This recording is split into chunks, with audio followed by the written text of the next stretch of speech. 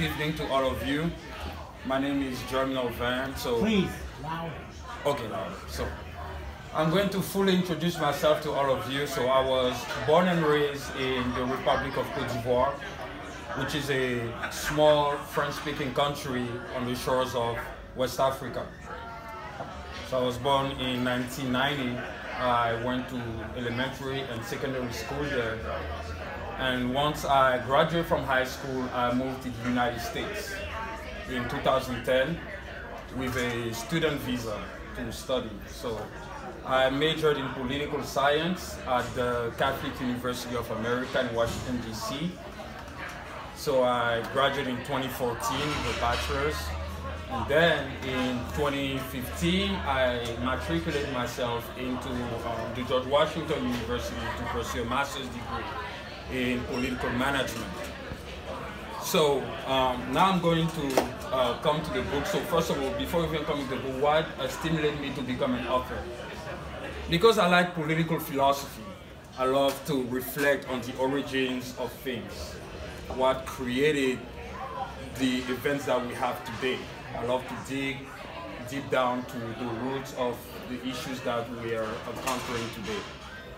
So the book I'm going to present today is entitled Essays on Issues, The Fundamentals of American Politics, Volume 1. So of course it's a two-volume book. And the first volume, of course, is divided in 4 major parts. So the first part is entitled The Fundamentals of American Democracy. And it is comprised of 5 chapters. Let me pull out my paper to sign off the chapters. So, the first chapter is popular sovereignty. The second is individual liberties. The third is the role of the government. The fourth is state rights. And the fifth is electoral college. The second part is entitled foreign policy. So the first chapter, the second part is American foreign policy. The second is American expansionism. The third is military spending. The fourth is foreign spending, and the fifth is on the NATO and the UN. The third part is on immigration law. So this part is comprised with 4 chapters. So the first chapter is on DACA. The second is on the border wall. The third is on the diversity visa program, and the fourth is on ICE. And then the fourth part, which is on education policy. So the first chapter of the fourth part is the privatization of education. The second is Common Core. The third is school prayers. The fourth is school vouchers, and the last one is vocational education. And then there is an additional essay about secularism. So the reason that stimulated me to write this book is because as I've lived here for almost a decade, I realized that there are a lot of American people who actually don't understand their history. So I thought that doing a lot of research on what created this great country that we all coming to was important. So as I said, I was born in the Republic of Côte d'Ivoire. I had a good life there, but I thought that I could have something better in the US. That's one of the reasons that I came in this country. So of course, you know, we all love the United States for the great country that it is. And we always want to make sure that it moves forward. So for the first part, I'm going to talk about the role of government among all the 5 chapters that I mentioned. So we have a constitution that was founded on liberty. And of course today we see that we have more government in our lives than we expected. And there is a myth going on about this expansion of government powers that people refuse to talk about it today, because if you talk about limiting government power, people will say that you do not care about those who need to have equality with us. But when the founding fathers founded this country on liberty, they did it for a reason, because they knew that having a centralized government will of course impede the individual freedom of all of us. So what they wanted to do was to make sure that every single individual was able to pursue his own self-interest. Because when people pursue their own self-interest, we promote society as a whole, and therefore we move forward as a whole. But when the government becomes extensively intrusive, passing regulations at the federal level and then at the state level, because the regulations that they pass on the federal level has to also be implemented on the state level. For instance, I've talked about the minimum wage for so long on social media, and I'm never tired of speaking about it. The minimum wage is one way in which the federal government is actually promoting income inequality. People think that when we have a minimum wage, we become rich, or we can make a living wage. But what makes a living wage is the market value. It's not the minimum wage. Because when we have a minimum wage, for instance, those who are low-skilled individuals cannot get a job. Of course, school is not meant for everyone. The people who, after high school, you know, they work with their parents and they start opening a business and they try to move forward with that. Before the minimum wage was passed, anyone could get a job, regardless of your skills, your ability to perform. You get a job and you learn on the spot. Today, if you do not have certain degrees, you cannot be on the market. So when they increase the minimum wage, they also increase the level of qualifications that someone should have in order to be competitive on the job market. So what happens then? More people are going to the state of poverty, therefore they have to be on welfare so that they could live, or they could be sustainable. So the more we have government that has its power limited, the more we as individuals can thrive. We can move forward, we can uplift those that we want to uplift. Because when the government is intrusive, what it's trying to do is to become the great equalizer. So he has to deprive someone of his freedom in order to make the other happy. And this is what we're seeing today. So I have always advocated for limited government, because less government, more freedom to all of us, and that's why we're all libertarians in the first place. Because we don't, not that we hate government, but we don't want government to bother us.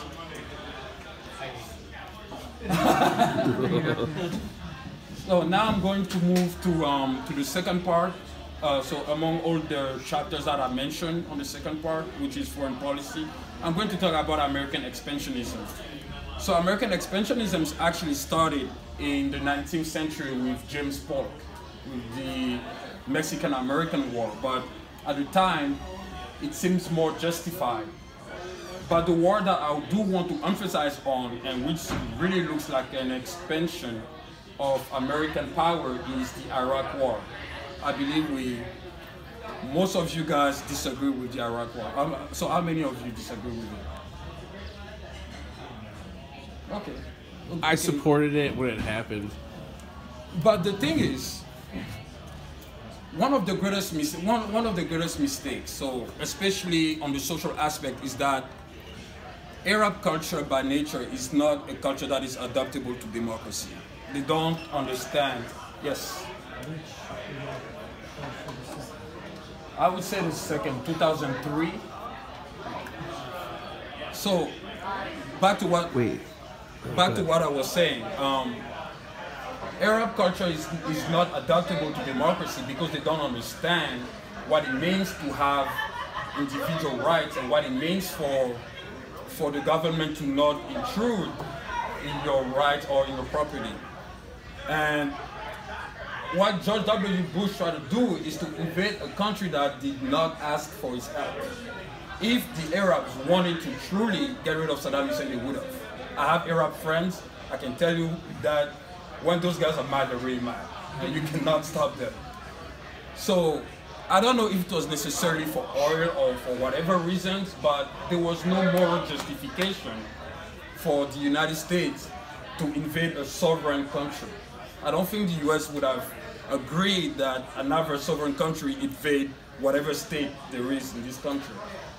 So to me, it was a violation of sovereignty of the Iraqi people.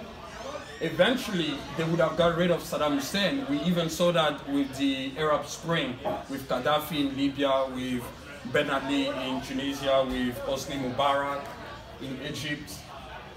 They got rid of these people who led the country for 3 decades.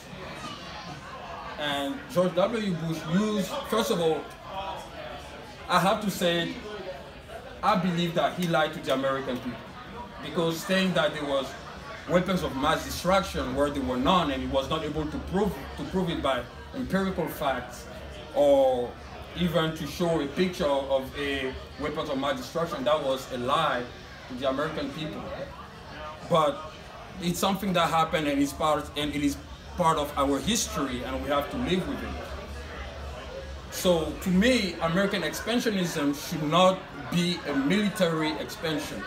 If the United States wants to be involved in a foreign conflict based on humanitarian grounds, that's okay. Because at this point, the United States cannot be isolated. Cannot be isolated because in the 21st century, with internet and everything that is interconnected, we have to be at the center of world affairs. We have no choice. There's no point for the United States to be an isolated nation. So if we can help a nation on humanitarian grounds to bring food and health supply for the victims to be able to survive, sure, let's do it.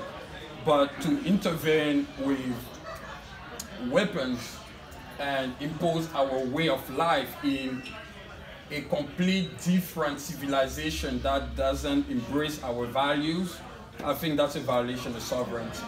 It should not happen. Now I'm going to talk about the third part, which is immigration law, and I'm going to emphasize on the border wall. So Republicans agree with President Trump on building the wall. I understand President Trump's wall in the metaphorical sense, because it implies strong borders, security. We have to protect our people by all means.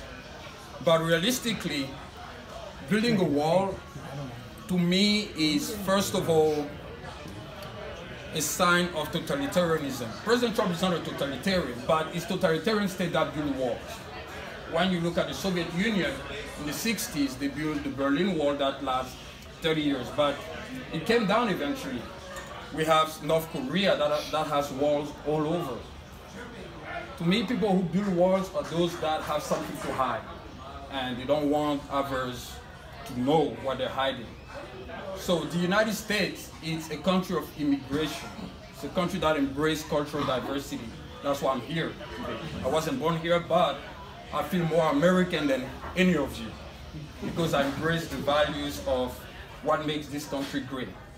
So if we want to strengthen our immigration laws, there are other means to do it but to build a wall. Because if there is a wall that is built, let's say hypothetically that President Trump is reelected in 2020.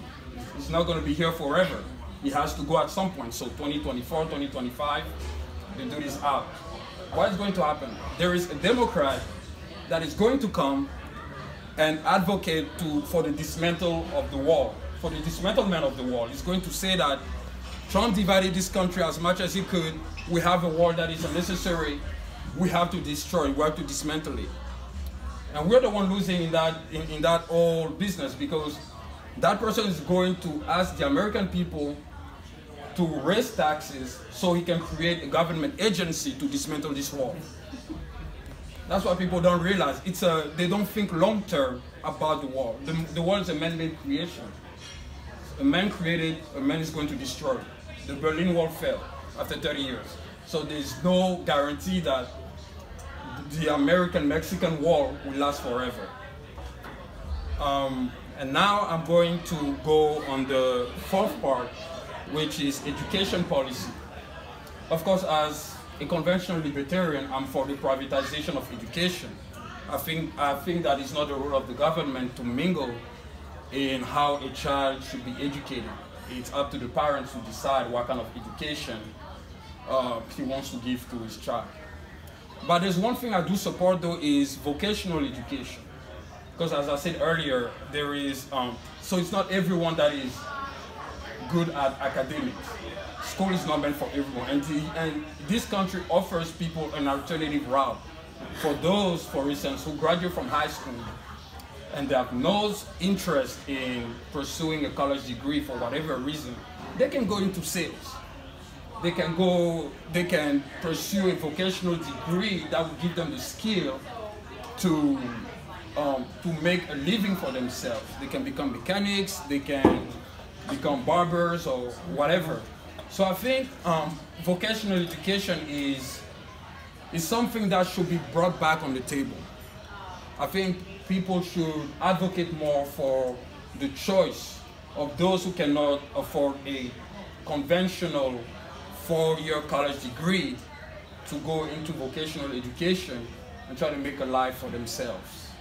I think everyone would benefit on the large scale than if people are constrained to attend a 4-year college degree, and then after college they graduate and because they do not have the skill that they need to get into the job market, and with the minimum wage that is rising, they will be unemployed.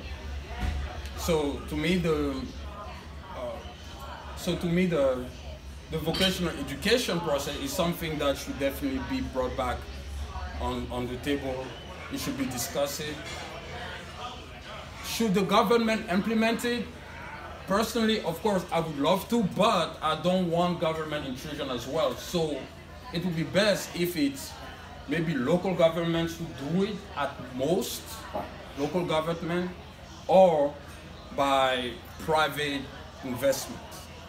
Because at the end of the day, the market always moves forward when private investors invest what is necessary for everyone to benefit. So overall, that is a summary of Essays on Issues, my third book. There is another book that I will publish sometime this fall. It's called Reflection on Identity Politics. It's something that needs to be discussed. I took a very radical stance on it. I went against the far left and the far right. People will insult me, but that's okay. It's part of the political discourse. It's important to say what you have to say for people to understand that our culture is changing in the wrong way. Because now people are afraid. We have political correctness taking over.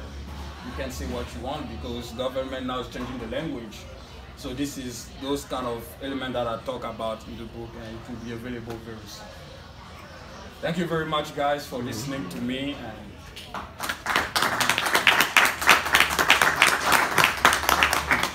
you good?